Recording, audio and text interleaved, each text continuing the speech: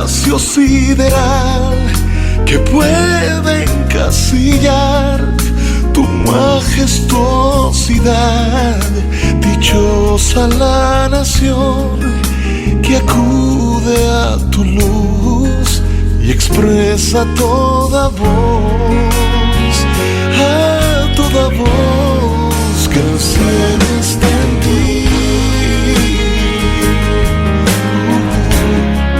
El cielo está en ti. Y no existe nada que sea más grande que tú, ni que resista tu deidad. Oh, el cielo está en ti. Yeah. El cielo está en ti.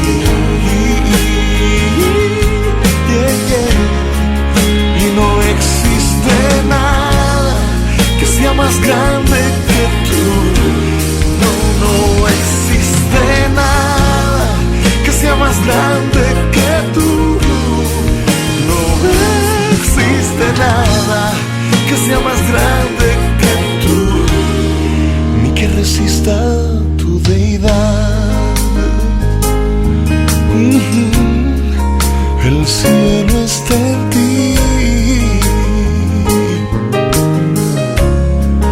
El cielo está en ti. El cielo está en ti.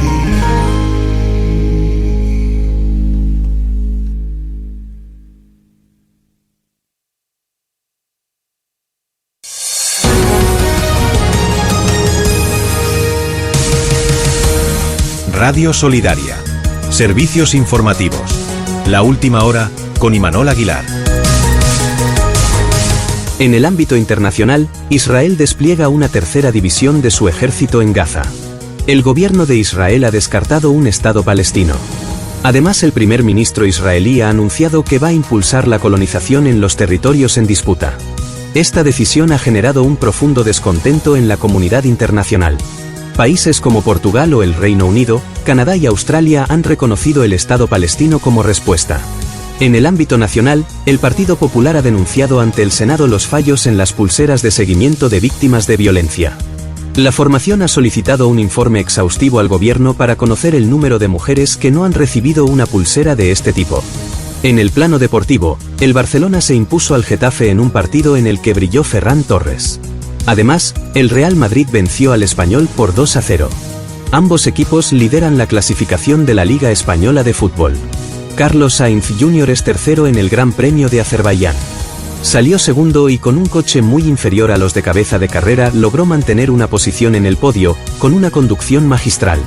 Las entradas del Gran Premio de Fórmula 1 que se celebrará en Madrid, del 11 al 13 de septiembre de 2026, ya se pueden adquirir por internet en la preventa exclusiva que la organización ha lanzado en estos días.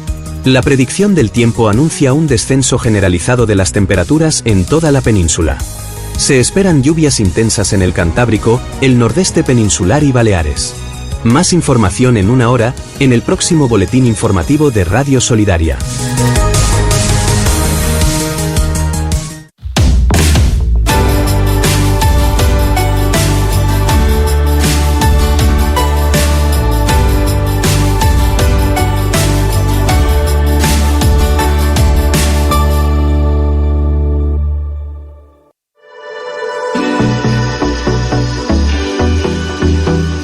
Amigos en Radio Solidaria, con Antonio Resco y Jessica Juez.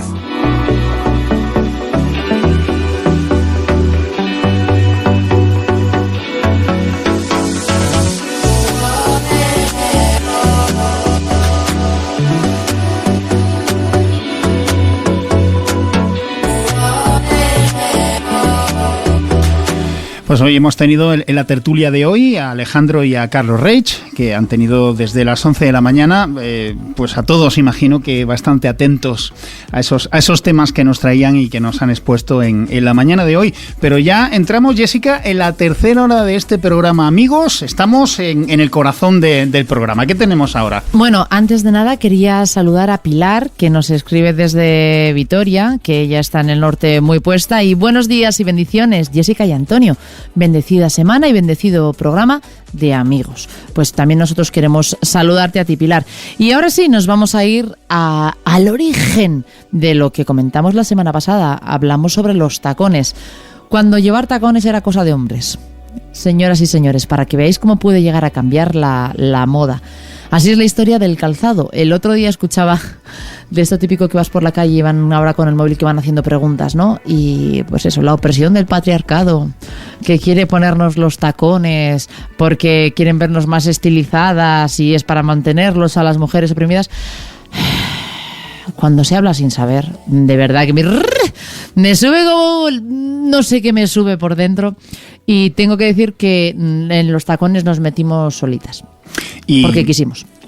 Hay hombres que siguen utilizando tacones, pero no por fuera, por dentro. No, por dentro ponen, eso es, las alzas. Pero antiguamente los hombres, o sea, los tacones, bueno, ahora lo voy a leer, pero es que se crearon para ellos. Lo que pasa es que nosotras queríamos vernos más varoniles, no sé por qué. Pues se ha hablado de Sarkozy. Uh-huh. Sí, que era bajito y se llevaba unos pedazos, tú le llamas alzas, yo llamo andamios, por dentro del zapato. Imagínate en la boda con Carla.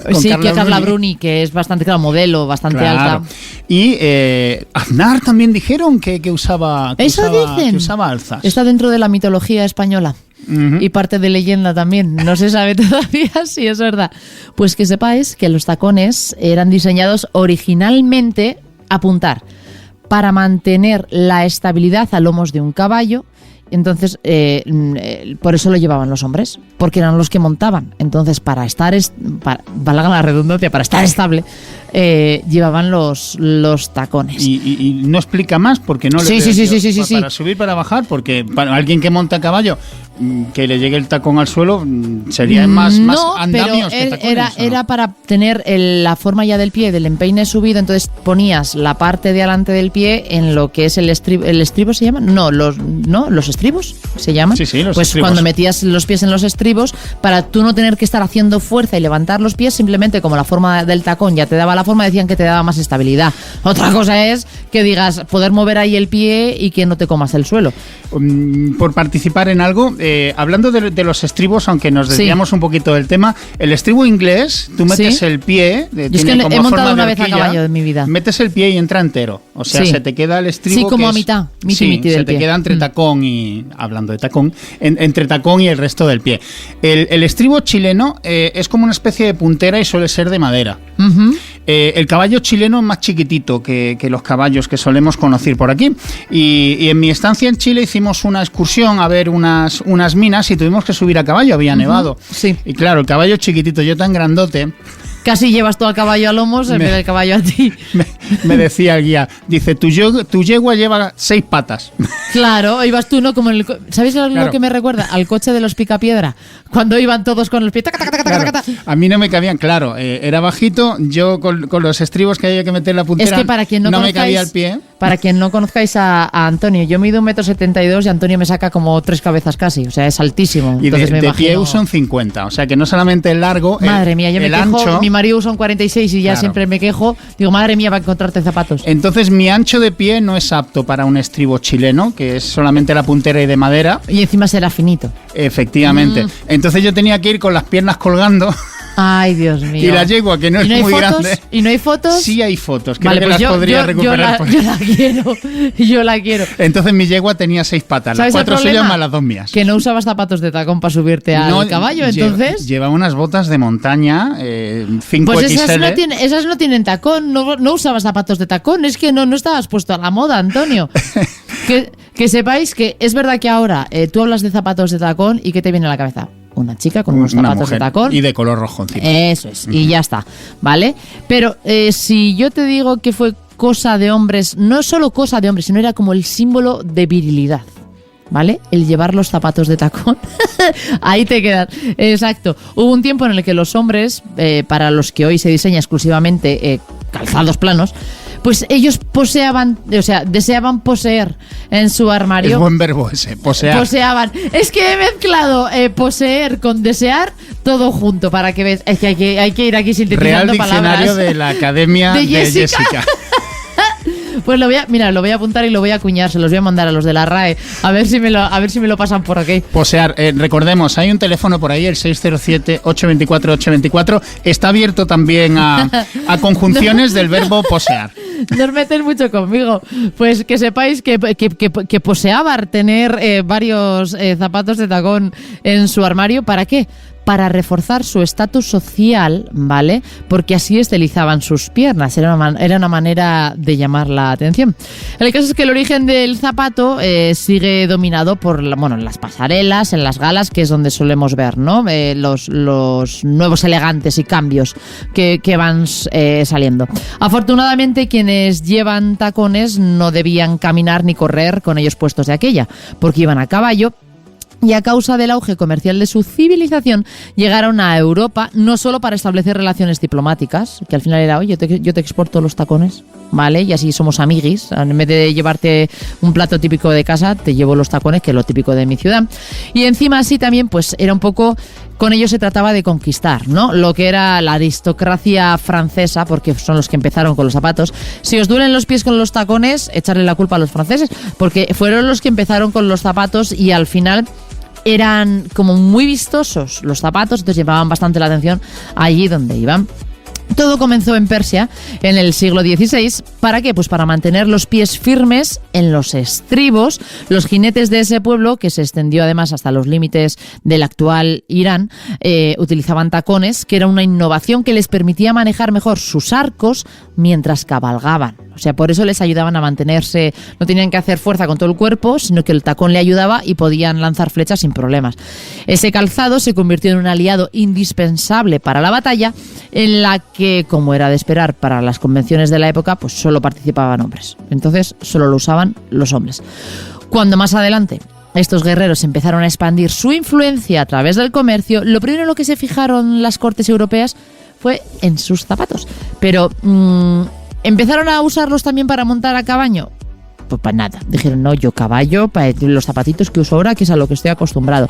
¿Qué pasa? Que en un momento en la que las clases nobles se esforzaban en sobremanera por vestir de forma impráctica, para llamar la atención, el tacón se convirtió en el epítome del poder y del estatus, claro, encarnado además en el género masculino. O sea, que se bajaron del caballo y conservaron el tacón. Exacto, dijeron, mira, para caballo va a ser que no estoy acostumbrado y yo no voy a la lucha como hacen los persas. Yo monto a caballo por placer. Imagino que acostumbrarse sería difícil. Es como un ciclista cuando se baja de la bicicleta, no es que camine errado, es que el calzado del ciclista no está diseñado para caminar. Exacto. Pues esto pasaría algo parecido, Exacto. ¿no? Habría una transición durante un tiempo. Exacto, y más, si tú ves los cuadros, se ven ya los hombres puestos con tacones, tacón bajito, o sea, muy poquito, igual de 2 centímetros o 3 como mucho, pero luego había algunos que llevaban taconazos. Ahora que lo dices, sí, yo recuerdo imágenes de la corte o esa serie que me gustaba bastante, que era El Ministerio del Tiempo, cuando salían, por ejemplo, de la época de las meninas, efectivamente. Es que le estoy enseñando fotos de cuadros. Ese calzado cerrado con un tacón que algunas veces sí superaban los 2 centímetros y los 3, sí. ¿eh? Entonces, claro, la foto que te he enseñado que tenía tacón bajito es de un crío, tiene pinta de 7, 8 años el niño,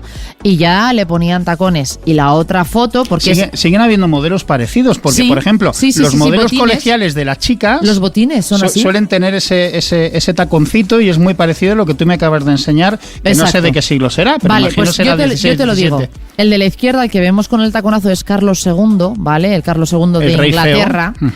Pensaba que decías el de España. No, es de Inglaterra, que son los que está representado además con unos taconazos. Y a la derecha, el niño que le he enseñado a Antonio es el infante Fernando VI de España, que además está representado con los zapatos de tacón también rojos. O sea, los tacones como que tenían que ser, no el botín, el tacón, como que se llevaba que fuese de color volvemos a decirlo para esa radio interactiva, los oyentes que quieran buscarlo en internet. Hemos dicho Carlos II de Inglaterra, Exacto, y Fernando VI de España, ¿vale? Entonces vas a ver las fotos enseguida de los cuadros. ¿Qué pasa? Que no es de extrañar que las personas que pusieron de moda este calzado fue Luis XIV, todas las películas que mira, El hombre de la máscara de hierro. Ponte esa película antigua en la que uno de los protas, o el prota máximo es Leonardo DiCaprio, pero que tiene un elencazo. En partida doble, porque hace dos papeles. Hace de gemelos. Pues si tú ves cómo visten ahí, los tacones, no solo las chicas, que además se ve como que las mujeres usan, pero es más bien como unas bailarinas, ¿vale? Con un poquito igual de nada, de 1 centímetro como mucho, pero los taconazos lo llevaban ellos. Pues así es como vestían. Entonces, el monarca de Versalles, que medía 1,63 m, ¿vale? Tampoco es que fuese... A ese no le colgaban las piernas del caballo hasta... No, él lo que dijo, ¿tacones? Pues vio su oportunidad para superar en altura a otros miembros de la corte y así aumentar desde las concepciones de la época su autoridad y su virilidad. Claro, era un tapón a comparación de todos los demás. Y por lo que yo he estudiado y por lo que sé de historia, no tenía un carácter muy afable, Luis XIV. Entonces, eso de que pararse al lado de alguien y que te tenga que mirar por encima del hombro o hacia abajo, porque simplemente es mucho más alto que tú, no le hacía especialmente gracia. Entonces, todos sentados en sillas y él con tacones. No, pero al parecer, según puedes ir visitando por ahí, se ve que ahora los reyes los hacen por metros, por decirlo de alguna manera. Mira que tenemos nosotros. El rey de España, Felipe, es altísimo. Por eso digo, los hacen por metros, ¿no? Yo te encargo 2 metros de rey. Vale, pues ahí lo tienes, para Holanda, para España. Sin embargo, antes yo recuerdo de visitar aquí en San Lorenzo del Escorial, en el monasterio. Ahí está la cama donde dormía Felipe II. Sí. Y en esa cama yo creo que no cabe. Tú que tienes hijos, los mayores tuyos no caben ahí de largo, ¿eh? No, es que yo creo que eran... Ahora normalmente hay camas de 2 metros de largo. No, pero esa cama si tiene más de 1,60, yo creo que eran cortitas. Igual podían ser anchas, pero cortitas. Yo no sé cómo sería el estándar de aquella época en cuanto a altura, pero sí sé que de cierto tiempo para aquí, la altura, de verdad, yo no sé qué se hace con los críos y con las crías hoy en día, si es que por las noches se les estira o la comida les da superpoderes, porque están bastante altitos. Entonces, mi hijo de 14 años mide 1,82 m. Tiene 14 años y tiene una cama normal de 90 por 1,90 y ya le cuelga los pies. Ya le estoy diciendo, cariño mío, dentro de poco... Que no era el caso de Luis XIV. No, que ahí estaban 1,66 m. justificados los tacones. Exacto. ¿Qué pasa? Que como él quería además sobresaltar sobre toda la corte, ya alejado de lo que es la apariencia que le dieron los jinetes persas, se encargó de que la cuña elevada de los zapatos fueran rojas. Un color entonces lo que era reservado exclusivamente para la nobleza. Si tú eras del bulbo, eras de la plebe, olvídate de usar color rojo. Aunque pudieses por lo que sea, por cosas del azar, conseguir algo rojo, no te lo podías poner, porque era un color que era exclusivamente solo de la nobleza. Entonces dijeron, bueno, zapatos de tacón, los de los nobles, rojos. De él, además, podríamos decir que no solo fue el rey Sol y el rey Tacón, ¿vale?, que era como se le llamaba, sino también el rey de las pelucas. Es que aquí iba todo... Era un mejunje. Vamos a ver, tacones, pelucas... Drag queens. Lo ibas a decir, ¿a que sí? Pues igual salió de aquellas. Es que te estaba viendo la cara. Se pintaban también, cuando hablamos del origen del maquillaje, también la realeza. Exacto, por eso lo he enlazado. Empezaron los hombres. Al final era una forma de ornamento. Era una forma de hacerte más llamativo. Las mujeres tenían los vestidos de aquellas que lo decoraban con cintas, con piedras, con 1000 cosas, con lazos, con 200 millones de cosas, más los complementos en cuanto a pendientes, anillos, collares. Y los hombres de aquella no tenían nada. No, pero yo recuerdo de ver cuadros de infantes masculinos, o sea, de niños, también vistiendo faldas, por ejemplo. Exacto, pero es que O sea que ahí estaba la cosa un poquito... Sí, a ver, de todas formas hay que tener en cuenta que de aquellas se usaba, no eran faldas, eran como estilo, es que lo tengo en la punta de la lengua, pero era un estilo saco, que luego tú, en vez de ponerte los pantalones, lo usabas como unas mallas por debajo y luego con cinturones, diferentes chalecos, lo iban ornamentando. Luego ya de ahí pasó ya a camisas, y luego camisas y pantalón, y ya hasta el día de hoy. Pero era mucho más fácil para los costureros y costureras tener que hacer trajes enteros, luego tú te lo ponías con el cinturón, lo ornamentabas con 4 cosas y ya está, que tener que hacer un pantalón que tuviese que cerrar, buscar los cierres, entonces iba muy por ahí. Y los pequeños, escucha, yo soy vasca y yo tengo fotos, yo soy chica, pero de mis primos o de mis tíos, cuando los bautizaban en la iglesia católica, cuando eran bebés, iban con una especie de vestido, no era un vestido, tengo el nombre, es que ya te digo, tengo el nombre en la punta de la lengua y no me sale, pero es como una especie de faldón, se le llama, era una especie de faldón con su chaquetilla, pero lo usaban tanto chicos como chicas, que era lo más sencillo para vestir. Ahora está claro que las épocas han cambiado y la moda cambia, como todo. ¿Qué pasa? Que de aquellas, ¿quién se encargaba de que la moda llegase a todos los lados? La nobleza, porque eran los que eran más vistos. Y en este caso, pues el Luis XIV, que además empezó a usar peluca no por estética en cuanto a por ornamento, sino que ya tenía una calvicie bastante prominente. Entonces, ¿cómo lo podía tapar? Con pelucas. Entonces, empezó a popularizar el uso del pelo postizo entre la nobleza, como ya si lo usamos todo ya es algo de moda y no se ve raro que yo tenga que usar peluca y no se me va a ver el cartón ni las entradas, o sea, es que se estaba quedando ya calvo. Se estima de hecho que a lo largo de su vida usó alrededor de 1000 pelucas y la cifra de tacones por su parte sigue siendo aún un secreto en palacio, pero debía tener tacones a cascoporro. Vale, ¿y en qué momento empezaron a conquistar las mujeres los tacones? Pues en el periodo en el que causaron furor coincidió con el histórico momento en el que las mujeres nobles comenzaron a incorporar a su vestimenta elementos puramente masculinos. Al final había que ir innovando. Se fumaba en pipa, usaban sombreros, con además las formas típicas de la indumentaria de hombres, y por lo tanto también quisieron ponerse esos zapatos para hacer ostentación de su estatus. ¿Qué pasa? Que eso es que constituía una forma de diferenciarse de las clases de los trabajadores, que también requería un calzado cómodo para realizar sus labores. Está claro que si iban a fábricas a trabajar no iban a ir en tacones. Entonces, ¿quiénes sí podían? La nobleza, que ellos no tenían que ir a fábricas para trabajar. Pero después de la Revolución Francesa, el tacón tanto masculino como el femenino cayó en desgracia. De hecho, así lo hizo todo tipo de vestimenta incómoda y poco útil en pro de prendas un poco más sencillas que permitiesen la movilidad y a su vez promoviesen la igualdad entre las clases sociales. No será hasta el siglo XIX cuando el tacón va a resurgir como elemento estrictamente femenino. La moda victoriana se encargó de enfatizar la silueta de las mujeres y en ese sentido los tacones se convirtieron en un elemento clave para poder estilizar curvas, resaltar la postura y por su parte el gusto de los hombres por llevarlos, pues como que dijeron hasta aquí. O sea, si ya hace tiempo que no se usan, no vamos a volver a retomarlo. Pero no para siempre, porque no sería de extrañar que los tacones volviesen a conquistar al público masculino. Si bien estuvieron reservados al ámbito clandestino, o sea, a la cultura ballroom y a las drag queen, como hemos comentado antes, a finales del siglo XX, pues hoy son cada vez más diseñadores que proponen zapatos elevados para hombres en sus pasarelas. No los taconazos de antes, ni taconazos que visten ahora las mujeres, pero el zapato siempre tiene un pelín de tacón aún así, recordándonos que las nuevas generaciones están redefiniendo, incluso borrando, la línea que separa la ropa de hombre y mujer, que además, como se suele decir, pues las tendencias siempre vuelven. Tengo que decir una cosa, que es verdad que llevar zapato plano para la espalda tampoco es que convenga mucho.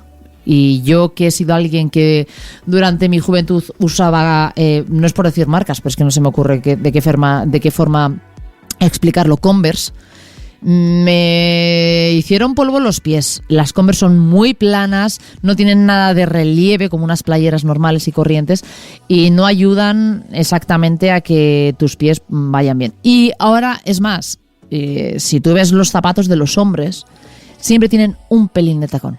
Un pelín, o sea, nada, unos centímetros poquito, pero ayuda a que tu espalda se resienta menos y tus pies también. Pues nada, tú con tus Converse, mi abuelita decía que para presumir hay que sufrir. Así que... No, déjate que las dejé de usar. O sea, uso playeras que tienen un poquito de forma, un poquito aunque sea, unas playeras de deporte que pueda, porque te destrozan los pies. Pero fíjate que ella lo decía más por los tacones grandes de 8 centímetros para adelante. Había una popular canción, ¿no?, del Eurovisión, Euro Junior, hace muchísimos años que se llevó, vamos, además de calle, esta niña María Isabel de aquí de España, que cantó una canción en Eurovisión que era Antes muerta que sencilla. Y hablaba de los tacones, del maquillaje, era una cría, pero hablaba de eso. Y es verdad que se lleva el antes muerta que sencilla a todos los lados, que no debería ser así. O sea, debería ser que me apetece ponérmelos, me los pongo, que no me apetece, voy en sandalias o voy en playeras, en lo que quiera.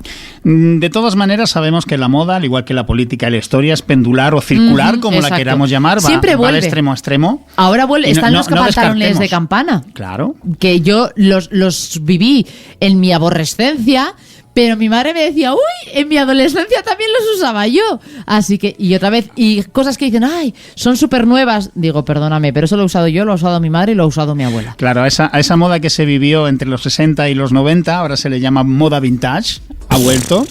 Pero no solo eso, sino hasta el corte de pelo de los hombres, que hace 20 años esos rapados laterales en la parte trasera con el pelo solamente en la parte de arriba, que ahora mismo se lo hace solo tienes que ver la movida todo el mundo. madrileña y de aquella época. Es lo que se lleva, no ahí. Tú ves fotografías de la posguerra en España en los años 40 o 50, se hacía eso por el tema de los parásitos, de los piojos, de las liendres, pero fijaos ahora que ya no existen ese tipo de problemas y han vuelto esos peinados que cuando yo era niño veía algo así y decía, uy, qué desfasado está esto, pues fijaos. O cuando veías las fotos de tu madre o de tu padre y decías, de verdad, ¿qué pintas llevabas? Y ahora lo ves y dices, otra vez vuelve, así que nada. Hay gente que intenta tener otras cosas, como Luis Piedrahita, que intenta marcar tendencia, pero no lo ha logrado. Bueno, ya mismo lo vemos también rapado por los laterales y por detrás. Bueno, con esos degradés.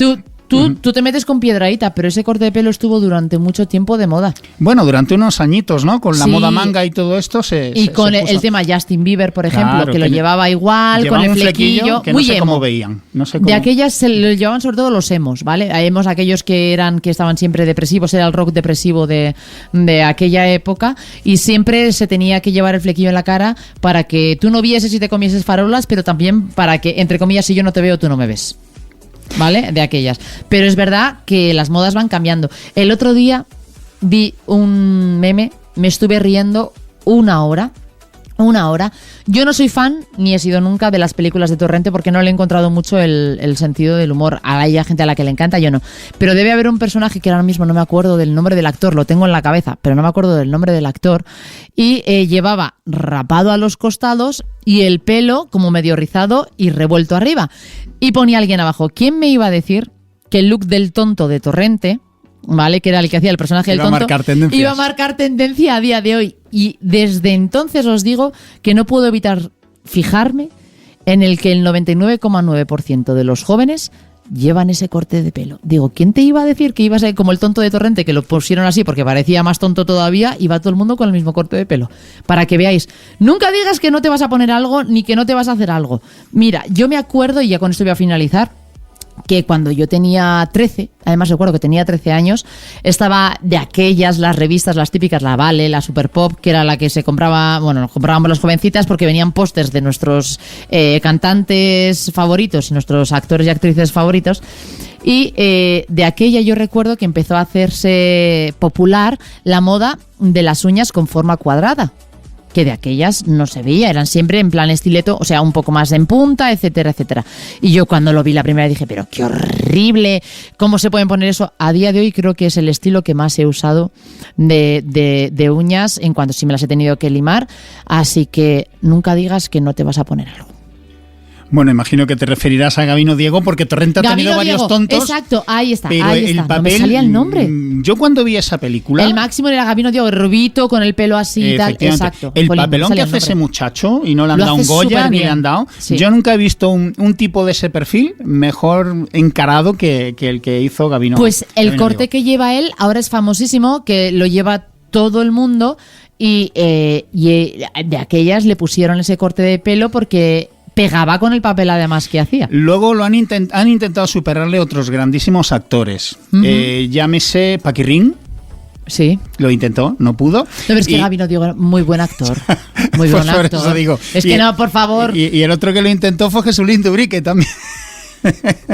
Nada, lógicamente Gabino Diego lo bordó y quedó por encima de... Borrar de vuestras mentes lo que acabamos de decir ahora. Gabino Diego, buscarlo, de verdad, buscar personaje Gabino Diego en Torrente y veréis el corte de pelo y me entenderéis.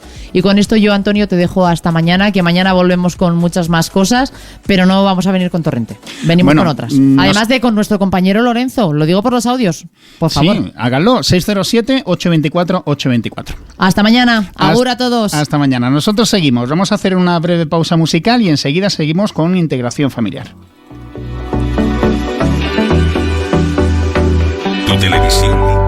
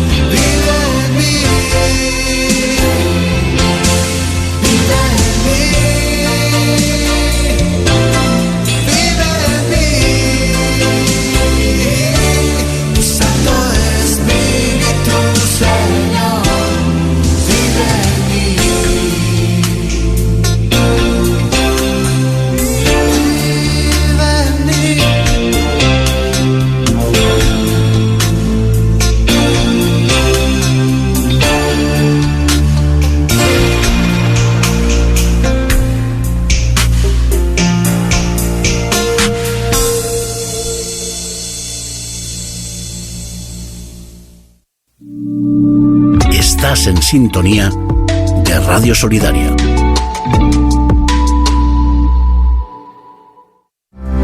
Libro escrito en el 1997. Narra con visión profética clarísima la actualidad que hoy vivimos con la revelación basada solo en textos bíblicos. Su título evoca la profecía de Joel de los últimos tiempos. Libro profético del que ya vemos muchos de sus cumplimientos ahora y conteniendo advertencias de muchas otras que faltan por cumplirse.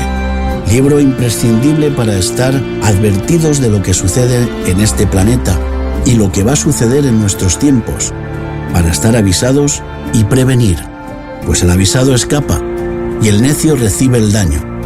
Este libro lleno de citas bíblicas se basa en la Escritura y abre ventanas al pasado, al presente y al futuro, pues en ellos encontramos secretos que Dios ha escondido para dar sabiduría a sus hijos. Puedes adquirir este libro y otros en librerialosolivos.com.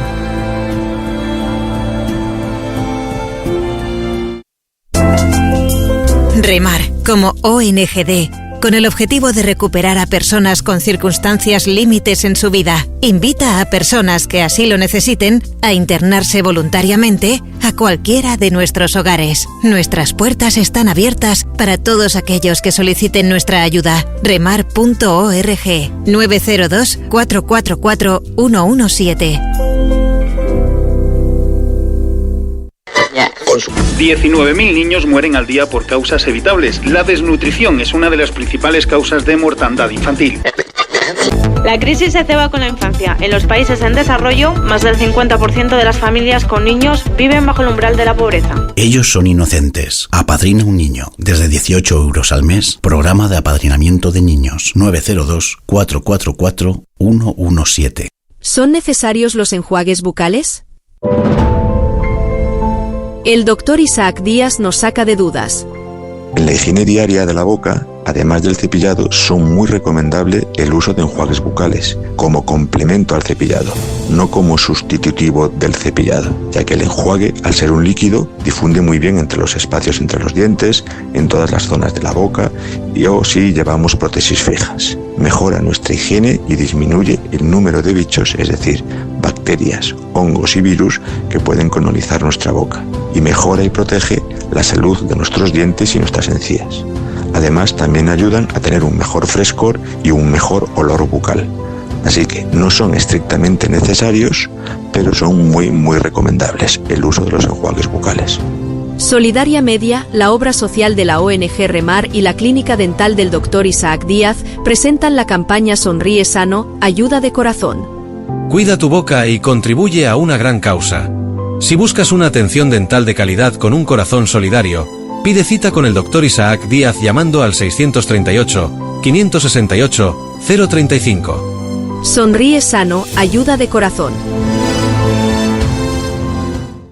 A mí me parece que hay normas básicas de convivencia y una de ellas es usar los intermitentes cuando se conduce. ¿Qué quieres que te diga? Si pones el intermitente cuando ya te has echado encima, dime tú de qué me sirve. Y como no somos adivinos, llegan los frenazos, los volantazos. Descubre más consejos en haztuparte.es. Dirección General de Tráfico, Ministerio del Interior, Gobierno de España.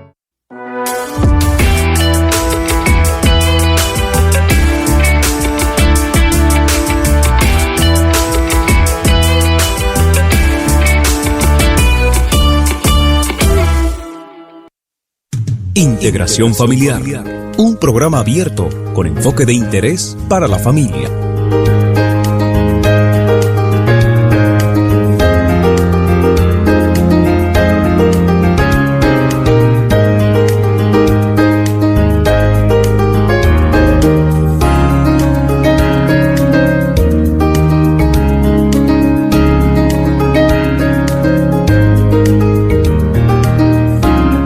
Hemos estado dialogando con usted sobre el tema de la solidaridad y su implicación en el contexto de la familia. Hoy Luis Taveras y yo continuamos con esta serie importante y esperamos que para usted lo haya sido también. Bienvenida. La familia es sinónimo de solidaridad, porque es en el nivel familiar donde se aprende, lo hemos visto en la serie de programas que hemos hecho con este tema, donde se aprende a ser solidario. Es así que cuando una parte de la familia sufre, los demás también. Y cuando una parte de la familia recibe alegría, los demás lo comparten. Así es. Hay un lema terapéutico, lo hemos mencionado en otros programas, de que una persona enferma en familia y sana en familia. Esto reviste la importancia de la dinámica a nivel de las relaciones familiares, que a veces soslayamos un poco y decimos, la familia, sí, ahí están los viejos, mi tío, mi primo, mi hermano, me da igual verlos como no verlos, pero todas las complicaciones que tú vas generando, que yo voy generando en nuestras respectivas familias, es dentro de la familia. Correcto. Que se han de resolver. Es correcto. Y con eso que usted plantea indica de alguna manera que hay beneficios o perjuicios en el desarrollo de un ambiente de solidaridad en la familia. Ganancias o pérdidas. O pérdidas. Exacto. Es decir, si en la familia se desarrolla la solidaridad, hay una serie de cosas que ocurren. Y si en la familia no se fomenta un ambiente solidario, entonces el valor de la unidad familiar decae y se corren unos niveles de riesgos.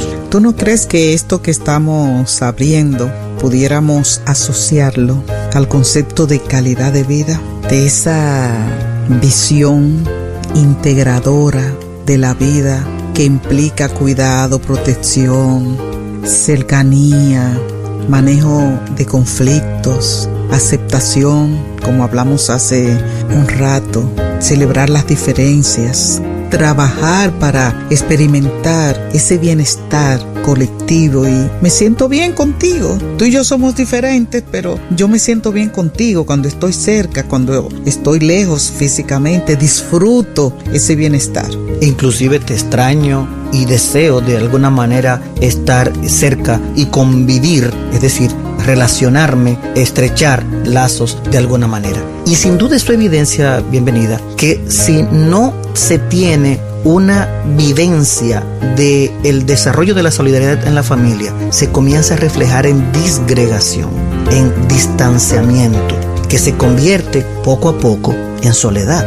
Y uno de los problemas que tiene la sociedad hoy es esa sensación de soledad que está experimentando individualmente muchas personas. Sí, ese aislamiento. Correcto. Hay un aislamiento automático muy ligado a la idea de la autosuficiencia. Correcto. Yo me basto y me sobro.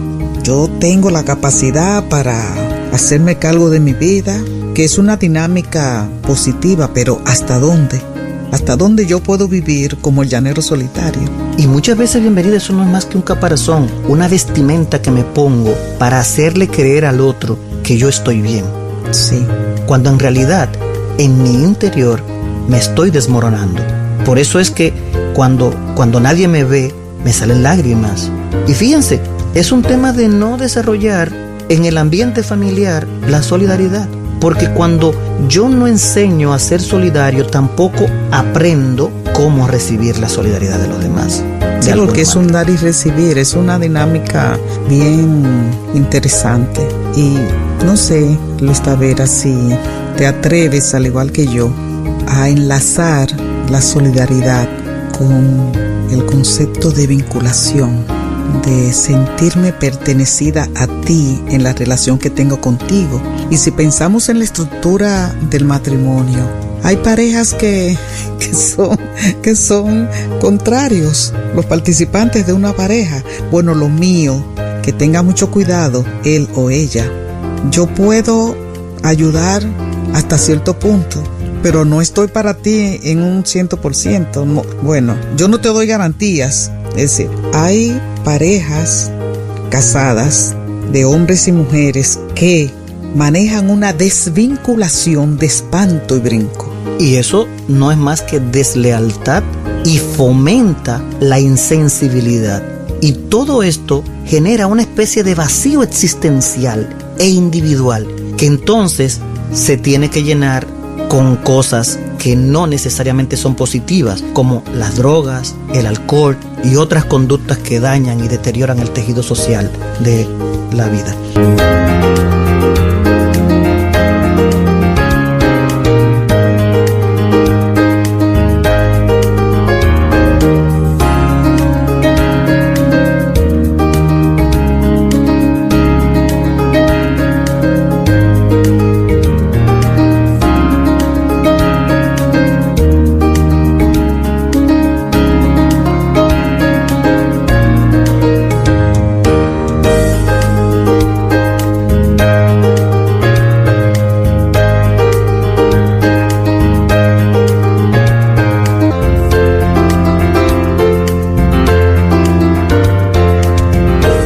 Estás en sintonía de Integración Familiar.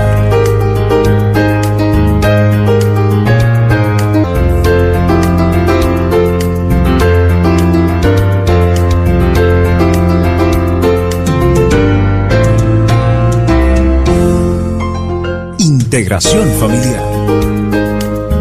Aquí estamos regresando de la pausa y en el interín hasta nos hemos reído acá sobre esa sustitución, consciente o no, que hace el ser humano frente a las carencias de vivir cercano a la otra persona y de vivir en solidaridad. Hay una sustitución, Lista Veras. Sí, hay una sustitución y esa sustitución casi siempre se va en busca de elementos externos. Cuando siento el vacío de aquello que debe ser natural, porque partimos del concepto de que nacemos desnudo y llorando y todo lo que recibimos es producto de solidaridad. Y cuando yo no aprendo a ser solidario, automáticamente me queda un vacío, porque el diseño original del hombre y de la mujer es ser solidario y recibir solidaridad. Cuando eso me falta, entonces lo tengo que cubrir con algo. Lo cubro con variedad.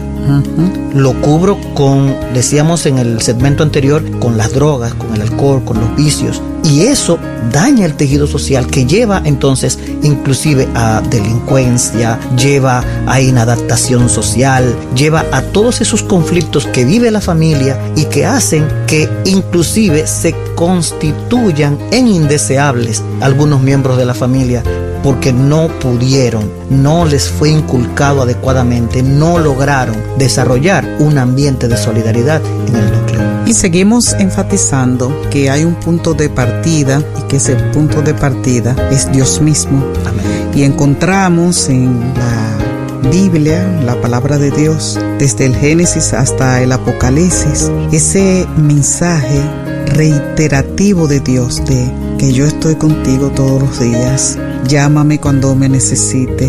Yo soy tu padre que te acojo, que te acurruco como la gallina acurruca a sus polluelos. Cuenta conmigo. Yo soy tu abogado.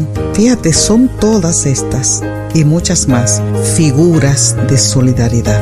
Y bienvenida. Y en el campo contrario, la solidaridad genera unas satisfacciones que engrandecen la existencia humana.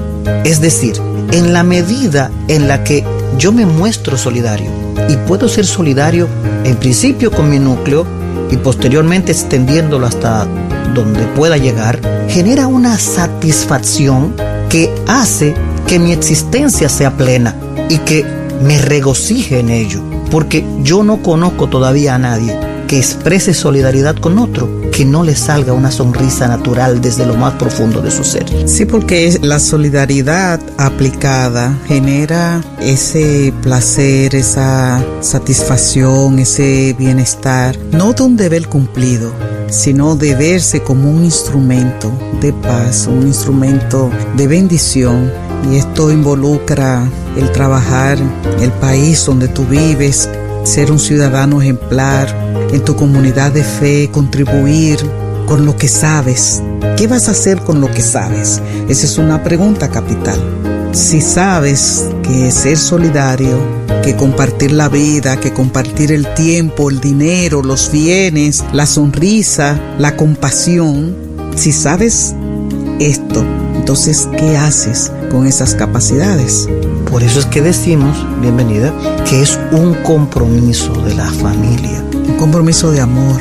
compromiso de amor, el desarrollo de la solidaridad en la familia. Y este valor se desarrolla cuando se escucha con interés a quien propone alguna mejoría para todos. En esas familias en donde las decisiones son autoritarias y no son de la participación de los demás miembros de la familia, a veces es difícil desarrollar un ambiente de solidaridad. Un consenso, porque la solidaridad, el caldo de cultivo de la solidaridad es la participación colectiva.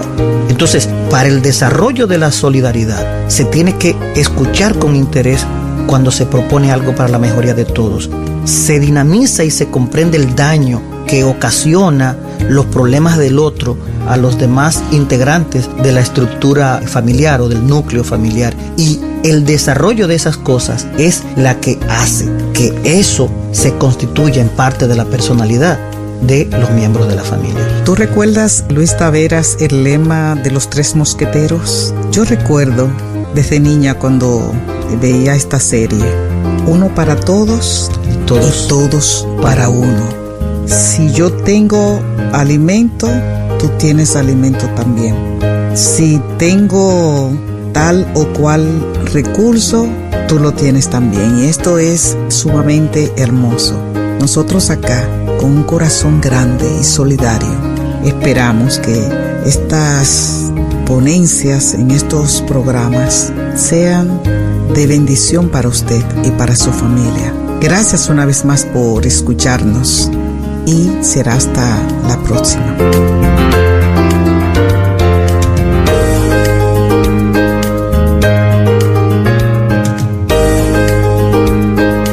Gracias por escucharnos. Para contactos, escríbanos al correo electrónico transmundialrd@gmail.com o al apartado postal 21576, Santo Domingo, República Dominicana. Integración Familiar es una producción de Radio Transmundial.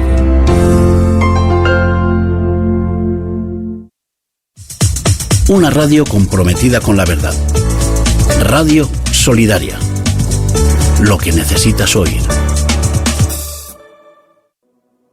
Gracias al Ayuntamiento de Sevilla por su invaluable financiación, junto con Remar Andalucía y la contraparte de Remar Bolivia, por hacer realidad el proyecto Panés y Vida, fortaleciendo el área económica rural y las redes de trabajo. Para la seguridad alimentaria y la inclusión social en Biacha, Departamento de La Paz, Bolivia. Objetivo general: mejorar las condiciones de vida y la autonomía económica de mujeres, hombres, jóvenes, niños y niñas en Biacha. Objetivo específico: desarrollar una economía autónoma, saludable y amigable con el medio ambiente para 365 personas en la región. Gracias a este apoyo, hemos alcanzado los siguientes logros.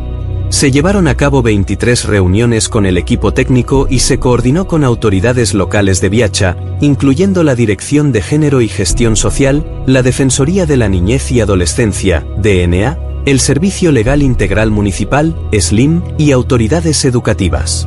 Se contrató a la empresa Smartcu Telecom para la instalación de 16 paneles solares de 540 WP cada uno, permitiendo el funcionamiento de equipos de panadería industriales de manera sostenible. Se capacitó a 62 personas en eficiencia energética, energías renovables y uso de hornos solares, con un 100% de conocimiento favorable al finalizar. Se capacitó a un total de 365 personas en panadería y pastelería, higiene y costos de productos, logrando un significativo incremento en el conocimiento de los participantes de todas las edades. Se realizó una experiencia piloto de comercialización que, a pesar de los resultados económicos, sirvió para que los participantes perfeccionaran sus habilidades y desarrollaran un espíritu emprendedor. Se construyó y equipó una panadería completa con hornos industriales, amasadora, batidora, licuadora y mesas de trabajo, además de un horno artesanal para panés tradicionales. Estamos profundamente agradecidos por el apoyo recibido, que ha sido fundamental para el éxito de este proyecto y para el desarrollo de la comunidad de Biacha. Estás escuchando Radio Solidaria.